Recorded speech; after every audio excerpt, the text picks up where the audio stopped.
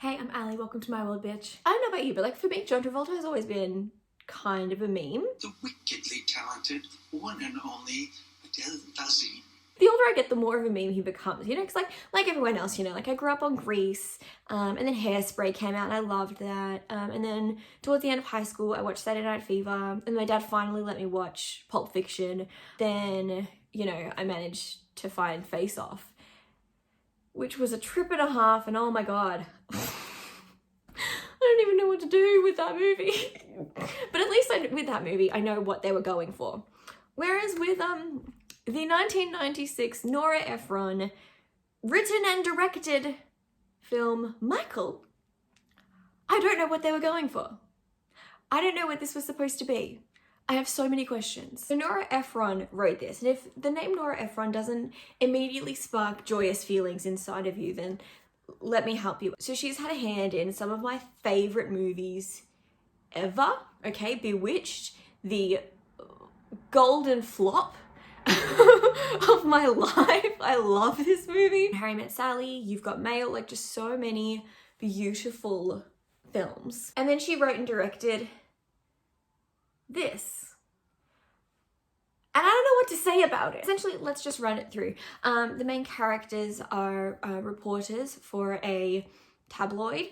They include this blonde man who is the blandest white man ever. This married man who has a dog, and for whatever reason, the dog is more important than everyone's like actual regular jobs. Like the dog is super important.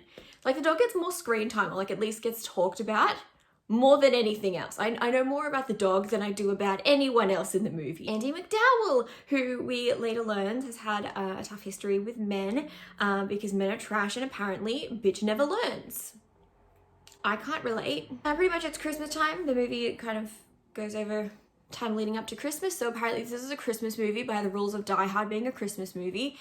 It's not. The reporters have come to this small town in Iowa to investigate a report that this old woman has made saying that an angel came to live with her at her motel. And they're just like, this is fake, it's gonna sell a lot of newspapers. We're there. I mean, we get this introductory shot of Michael before we even see his face. It's just his feet for a really long time. And it's disgusting, okay? You'd think Tarantino directed this, but no. No, he didn't. It was Nora Ephron. 20 minutes into the movie, and we are introduced to Michael, who is played by, you guessed it, John Travolta. Johnny Boy, my man. This is what we see.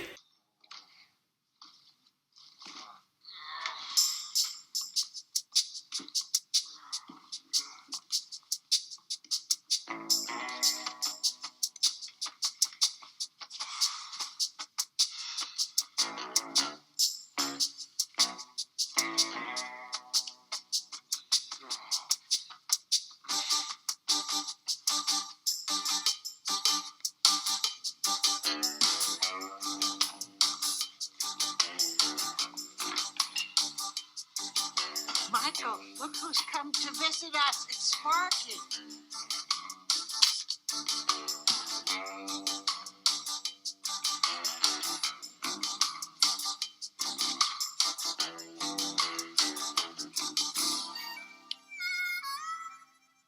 How do you do?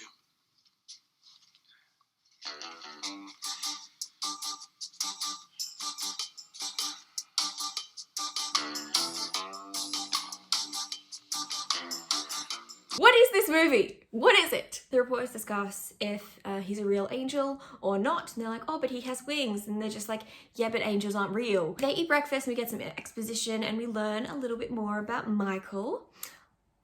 So he smokes and he battled Lucifer. And he is here because a nice old lady, this nice old lady who cannot stop coughing, COVID, she prayed for help because her husband died and she was afraid that her bank was taking advantage of her. So she prayed for help, and then Michael came down and he smote the bank. And now he lives with her, and it's been 6 months. What? We later learn that Michael actually has a secret mission. He's not here for the old lady. He has a secret mission. Soon, like really soon, like 10 minutes after we've met her, the old lady dies really quickly, and it's just brushed right over. They go to the funeral, and then that's it. And what?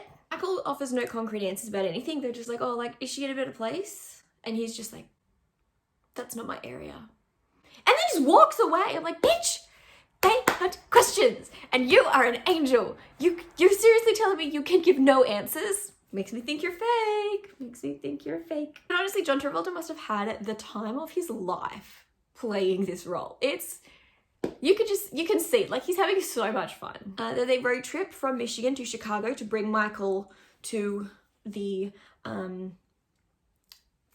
tabloid office to exploit the apparent angel, who is not behaving as one would expect an angel to behave. And of course, hijinks ensue. He goes off to dance with some chicks because they're all like drawn to him. Like, it's weird, okay? He's like catnip, okay? They keep saying that like he smells like cookies or like cotton candy or like stuff, and I'm like, okay.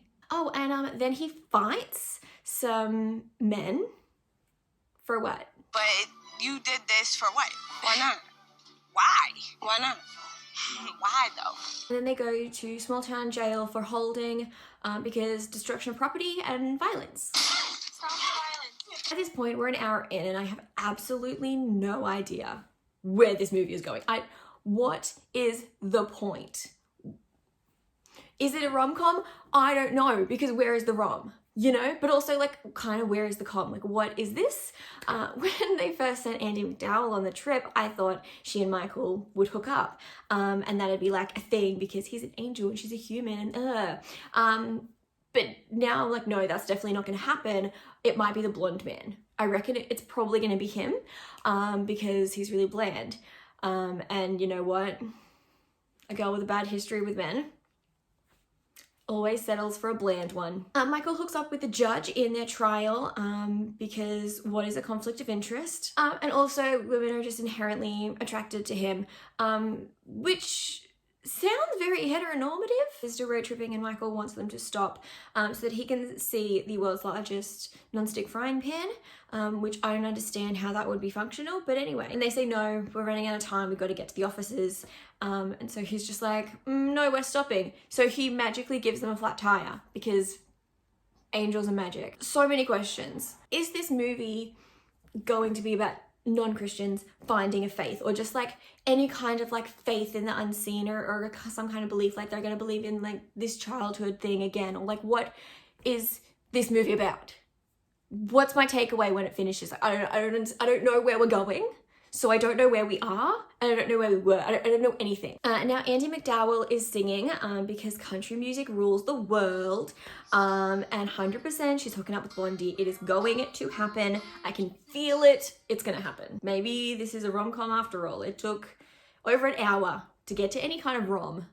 But here we are. I don't want to speak ill of the dead, but Nora Ephron, she failed me with this one. She did.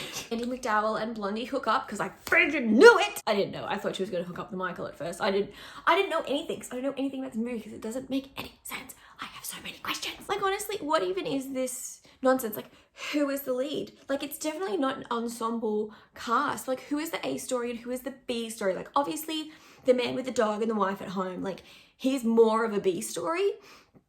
But like, am I supposed to be rooting for Andie or Blondie or Michael or all of them? Or like, what? Who do I care about? Who do I cry for when they die? I don't know. And then the dog dies because the dog was very important, apparently. And we find out that Andie is actually here to mooch a job off the dog guy, right? Because she's not an angel expert, like she said. She's a dog trainer. So her goal was to get the dog guy fired because the boss man doesn't like him, and then get his job and be the dog trader. But complication, she fell for his best friend, the blonde guy. So what's she gonna do now? After lots of begging and pleading, Michael brings the dog back to life, which is really nice. And I don't even know what this movie is supposed to be. I don't even know what I'm supposed to be. And also, like, what were they going for? Like, what were they going for? Like, there's not enough rom to be a rom-com. There's not enough com to be a rom-com. It's not clever enough to be a satire either. So like, what is it? What genre were they going for? I don't understand. The feathers in Michael's wings are falling off. He's shedding, and he says that he doesn't have much time left. So apparently his wings are some kind of indication of his lifespan and his time left on Earth, because angels only get so many Earth visits, and this is his last one that he's allowed. He's riding sick in the back of the car, and in order to save their jobs, they need to succeed in this mission in bringing the angel to the paper and being like, we found an actual angel. This is crazy, right? It's crazy. Because if they fail in their mission, they're all fired. So stakes. Michael crashes and says that he's really sorry he didn't complete his mission, and they're all just like, oh, like, what? You're talking in code again. That's not frustrating. They all say their goodbyes, and Michael appears to die outside of the office building. Tears are shed, and then he just disappears into thin air because he's an angel. But we've still got 20 minutes left of this movie, so I'm just like, what the frickin' hell? Andy quits, and Andy follows him because this woman with 3 terribly abusive failed marriages, she never learns that men are trash, so she follows this guy. Blondie rejects her because, oh, like, you lied to me, you were after my best friend's job, that's rude, and she's just like, oh, I'm sorry, but I felt nothing, so I don't care. Anyway, it's been a day or 2 or 3, I don't know, it's not really clear. Blondie sees a Michael kind of figure shadow thing and follows it because he's like, Michael, my friend, you're alive! What the heck? You're back! Spoiler alert, he doesn't catch Michael. Instead, as luck would have it, he bumps into Andy McDowell, because you know what? As luck would have it, she was following a Michael-like shadow as well. Was Michael's mission the whole time to get these 2 people together? You spend your limited missions to Earth fixing the love life of 2 strangers and bring them together. That was your mission? That was it? Weak sauce. Blonde man proposes, and after a little bit of coaxing, Andy says yes, because who needs time to get to know your partner? Am I right, my fellow Christians? Then Michael emerges from the shadows with the old lady who died at the beginning. Well, not really the beginning, she died 30 minutes in. Says that he invented marriage, and then they just go home. But what is home? What is home? Is home Iowa?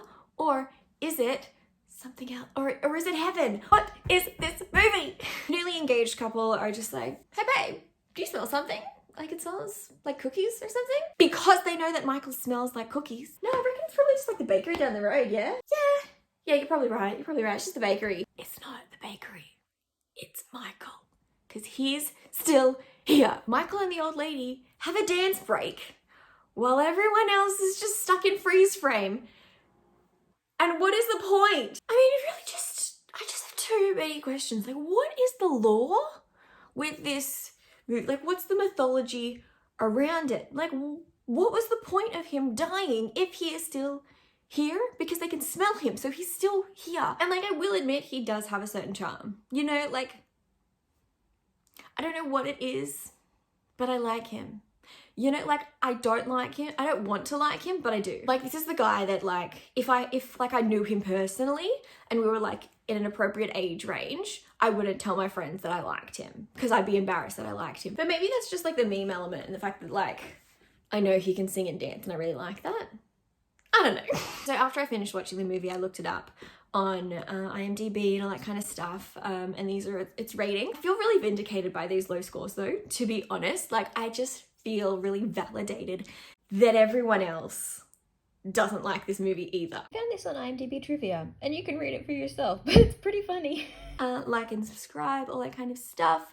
Yeah, don't be a dick. Bye.